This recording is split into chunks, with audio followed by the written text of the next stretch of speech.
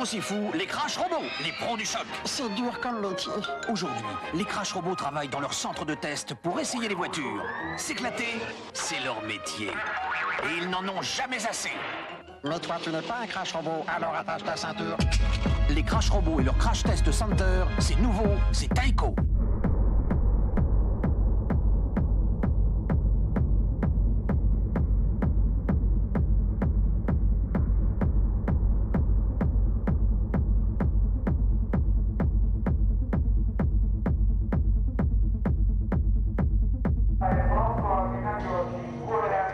Claudia Schiffer va vous montrer ce que signifie avoir confiance en une voiture.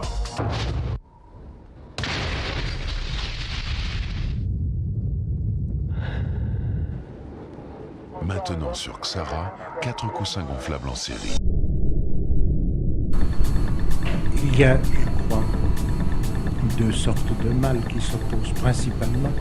L'un qui tient à la nécessité que les choses humainement se passent bien et aboutissent au résultat voulu, et l'autre qui consiste à enfreindre positivement certains interdits fondamentaux, comme par exemple l'interdit du meurtre ou l'interdit de certaines possibilités sexuelles.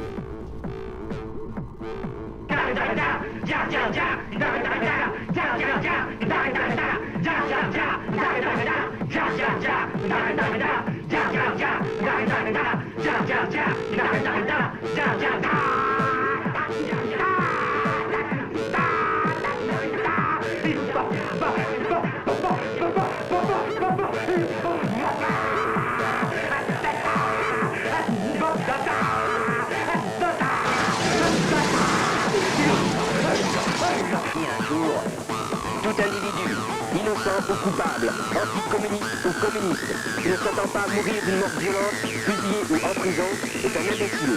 Personne n'est plus maître de son destin aujourd'hui.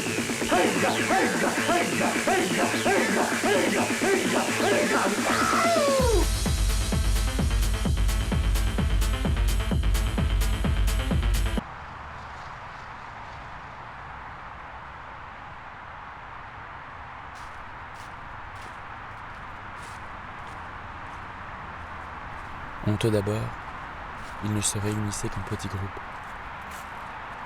Regardaient la vitesse s'écraser sur de la matière inerte. Murs de briques, dalles de béton, étangs gelés. Chaque éclat donnant une forme insoupçonnée à la destruction. Il leur était apparu autre chose dans cette destruction qui faisait écho à leur existence. Ensemble, ils définirent de nouveaux protocoles.